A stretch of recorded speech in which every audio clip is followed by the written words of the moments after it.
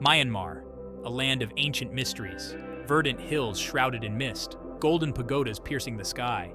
Among them stood Thiri Mingalar, a beacon of serenity. Yet whispers lingered beneath the surface, tales of a love cursed, a tragedy etched in stone. Locals spoke in hushed tones, their voices barely audible over the wind. They told of forbidden love, a monk's devotion, a village girl's laughter. Their story, a tragic echo in the heart of the pagoda. Thiri Mingalar, they said, held its secrets close, guarded by spirits of the past. A haunting reminder of a love that defied destiny, a love forever entangled with the fate of the pagoda itself.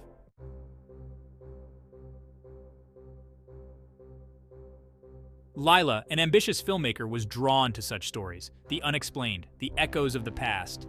Thiri Mingalar called to her.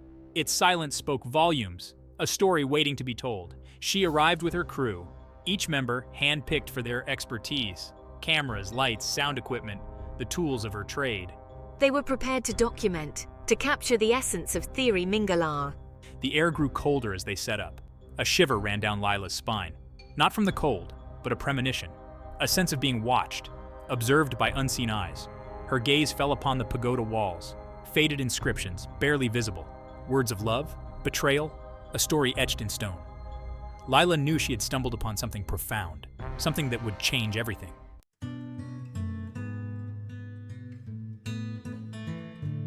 Centuries ago, Thiri Mingalar stood as a sanctuary. Monks sought refuge within its hallowed halls, dedicated to a life of meditation and prayer. Among them was Unayaka, a young monk with eyes reflecting kindness and wisdom. His days were spent in quiet contemplation, tending to the pagoda's sacred flame, its flickering light mirrored in his calm gaze. He moved with a serenity that belied the turmoil brewing within. Unayaka sought solace under the ancient banyan tree, its sprawling branches a canopy over his thoughts. It was here, away from the watchful eyes of his brethren, that his heart yearned for something beyond the monastic walls. A yearning he could not silence. Each day, he saw her, a vision of grace and beauty, Ma Kin, a village girl with laughter that echoed through the air like a forgotten melody. Her spirit, as bright as the sun, pierced the shadows of his monastic life.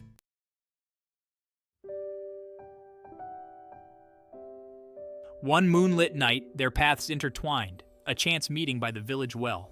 Unayaka drawn to her like a moth to a flame. Ma Kin, captivated by the serenity in his eyes. Words stumbled from their lips, hesitant at first, then flowing like a gentle stream. They spoke of dreams and desires, their hearts recognizing a kinship that transcended their different worlds. Stolen glances turned into secret rendezvous. Under the watchful gaze of the ancient banyan tree, they shared stories and laughter. Their love, a delicate flower blooming in the shadows. But their love was forbidden. The pagoda walls held them captive. Its ancient laws etched in stone forbade earthly attachments. Their hearts ached with a love they could not deny, yet a love that could destroy them both.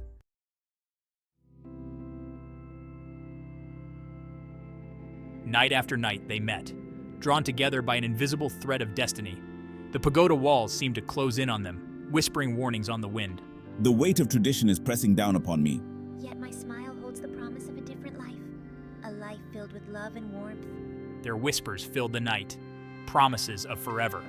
Their love, a beacon in the darkness. They clung to each other, knowing that their time together was borrowed, a precious gift from the gods, soon to be reclaimed. His heart hardened by years of adherence to the strict doctrines. He saw the cracks in Unayaka's composure, the flicker of something forbidden in his eyes. Their secret, he knew, would not remain hidden for long.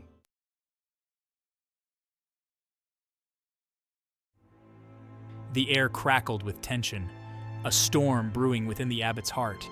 He had witnessed their clandestine meetings, their stolen moments of joy, a violation of sacred vows, a threat to the very foundation of Thiri Mingalar. His voice a low rumble echoing within the pagoda walls. He spoke of betrayal, of sacrilege, of a love that would bring ruin upon them all. His heart pounding against his ribs like a trapped bird. The abbot's words, sharp as knives, piercing his soul. He knew the consequences of his actions, the weight of his vows now an unbearable burden. Watching from the shadows, I felt a chill run down my spine. The abbot's words, though not directed at me, held a venomous power. I saw the anger in his eyes, an anger that threatened to consume us all.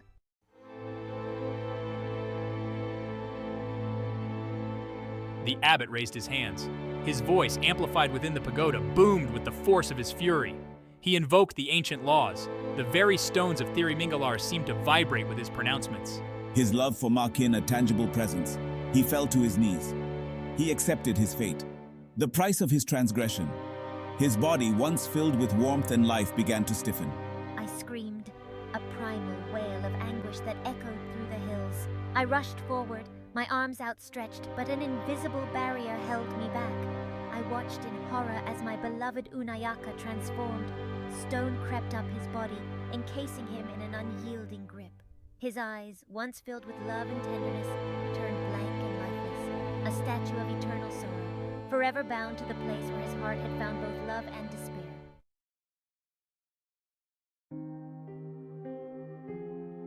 Makin, her tears a torrent of grief, collapsed beneath the ancient banyan tree. Its sprawling branches, once a sanctuary for their love, now seemed to weep with her. The wind howled through the leaves, a mournful dirge for a love extinguished. But Makin could not be consoled. Her grief, a raw, visceral thing, consumed her.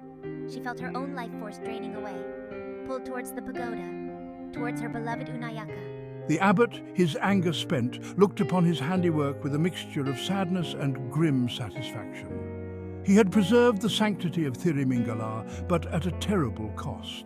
He placed his hand on the cold, unyielding stone that was once Unayaka, a silent plea for understanding, for forgiveness. The banyan tree, its roots deep within the earth, felt her despair. It had witnessed their love unfold, felt the warmth of their embraces. Now it absorbed Makin's sorrow, her essence seeping into its very core.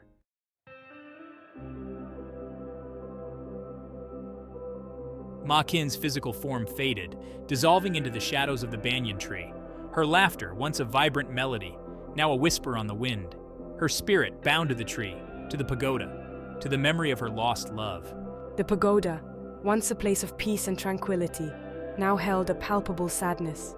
The air thick with unspoken words, unfulfilled promises, the love story of Unayaka and Makin etched into the very fabric of Thiri Mingalar. Over the centuries, their tale was passed down, whispered amongst villagers, a cautionary reminder of the perils of forbidden love. The pagoda, once a beacon of hope, became shrouded in an aura of tragedy. A place where love had been cursed, and two souls remained forever entwined. Their love, though silenced, resonated through time, echoing within the pagoda walls, awaiting the day when fate might offer them a chance at redemption, a chance to break free from the curse that bound them.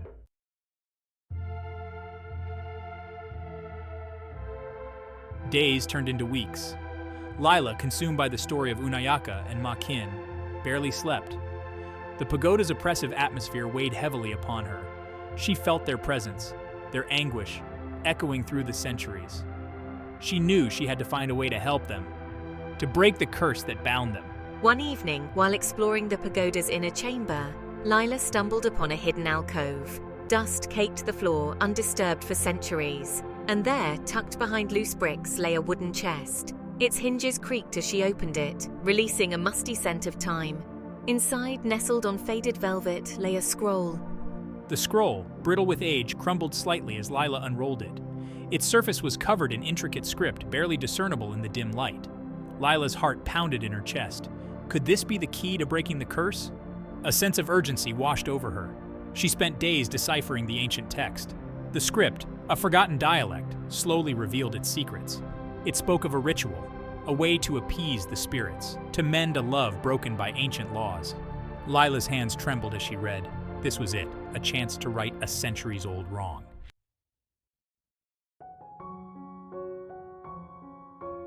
I need two things.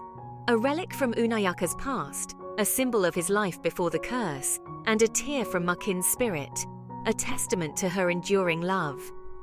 The scroll outlined a path to redemption, a path fraught with danger and uncertainty. Armed with a small shovel and a heart full of trepidation, I made my way to the ancient tree.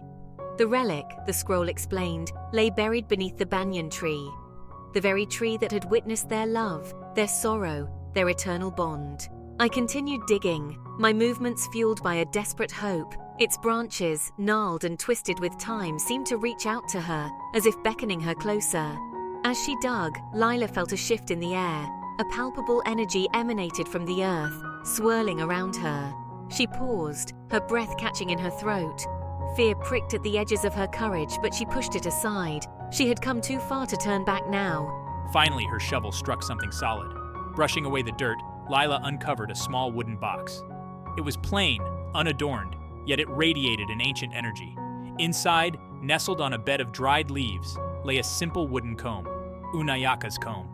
Lila could feel the echoes of his touch, his presence clinging to the wood.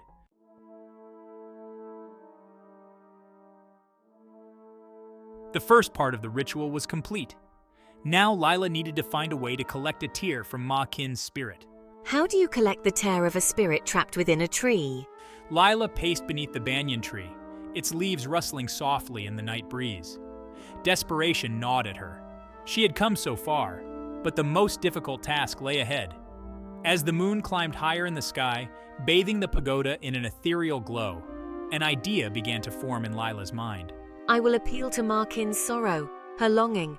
I will share my own grief, my own empathy for their plight. Perhaps through shared pain, a connection could be forged. Lila sat beneath the tree, her back against its rough bark. She held Unayaka's comb tightly in her hand, its smooth wood a comfort against her palm. And then, she began to speak. I spoke of Unayaka's love, his sacrifice. I spoke of Ma Kin's enduring spirit, her unwavering devotion. Tears streamed down Lila's face as she spoke, her voice thick with emotion. As she finished speaking, a single tear shimmering in the moonlight fell from a leaf above, landing softly on the back of her hand. Ma Kin's tear. Lila's heart soared with a mixture of hope and terror. The ritual could now be completed.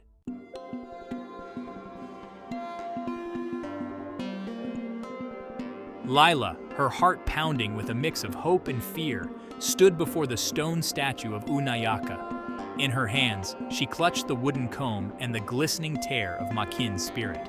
The pagoda air, thick with anticipation, pressed down upon me. The weight of centuries of a love story tragically frozen in time filled the silence. Following the scroll's instructions, she placed the comb at the base of the statue. The tear, a tiny bead of light, pulsed with an energy that belied its size. Lila closed her eyes and whispered the words of the ritual, her voice echoing in the vast emptiness of the pagoda. Dust rained down from the ceiling as if disturbed by an unseen force. The ground beneath Lila's feet vibrated, a low hum resonating through her very core.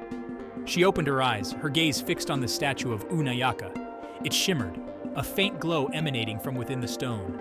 Cracks like spiderwebs of light spread across Unayaka's stone form. S1, the pagoda groaned. I watched, my breath caught in my throat as the glow intensified, bathing the pagoda in an otherworldly luminescence. The air crackled with energy, a palpable sense of awakening filling the space. She stepped back, her heart pounding against her ribs, a silent witness to a moment centuries in the making.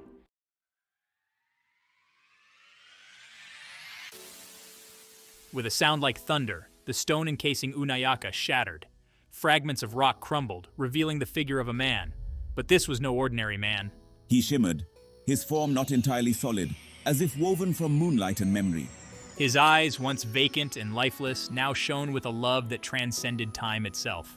Ma Kin, her ethereal form emerging from the banyan tree, drifted towards Unayaka. She was a vision of grace and sorrow, her eyes reflecting centuries of longing. The air shimmered around them, their reunion a delicate dance of light and shadow. Unayaka reached out, his hand passing through Ma Kin's spectral form. A look of anguish crossed his face, a fleeting moment of despair. But then, Ma Kin touched his cheek, her touch sending a jolt of energy through him, and he became soft, real. Tears streamed down Unayaka's face, tears of joy and relief. He gathered Ma Kin in his arms, their embrace a tangle of limbs and light. They were one, their love a beacon in the darkness, defying the curse that had separated them for so long.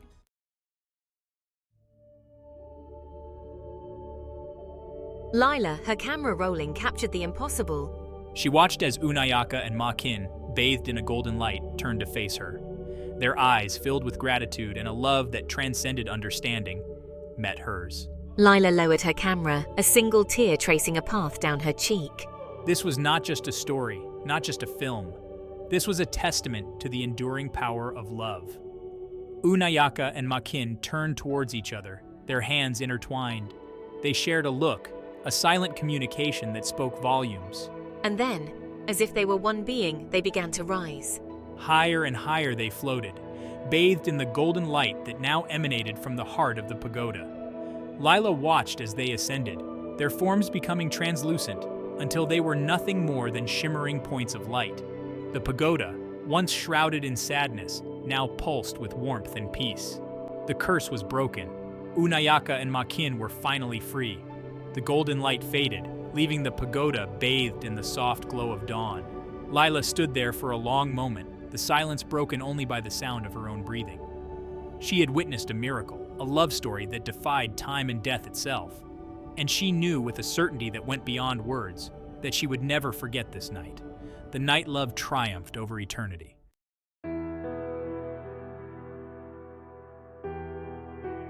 Lila returned from Myanmar a changed woman. The experience at Thiri Mingalar, the raw power of witnessing a love so profound, had shaken her to her core. The images she captured, the ethereal glow of Unayaka and Makin's reunion, the palpable shift in the pagoda's atmosphere, played in her mind like a haunting melody. Her documentary, titled simply The Haunted Pagoda, premiered to critical acclaim, but it was more than just the captivating visuals, the eerie soundtrack, or Lila's masterful storytelling. It was the emotion that permeated every frame, the tangible sense of love transcending time and form that touched audiences worldwide. Theaters fell silent as viewers watched, tears streaming down their faces as Unayaka and Makin broke free from their stone and shadow prisons. The film became a global phenomenon, sparking conversations about love, loss, and the enduring power of the human spirit. But for Lila, the greatest reward was the knowledge that she had played a part in their redemption. In giving voice to a love story silenced for centuries, the pagoda, once feared, became a beacon of hope, drawing pilgrims seeking solace, seeking inspiration, seeking a reflection of their own yearning for enduring love.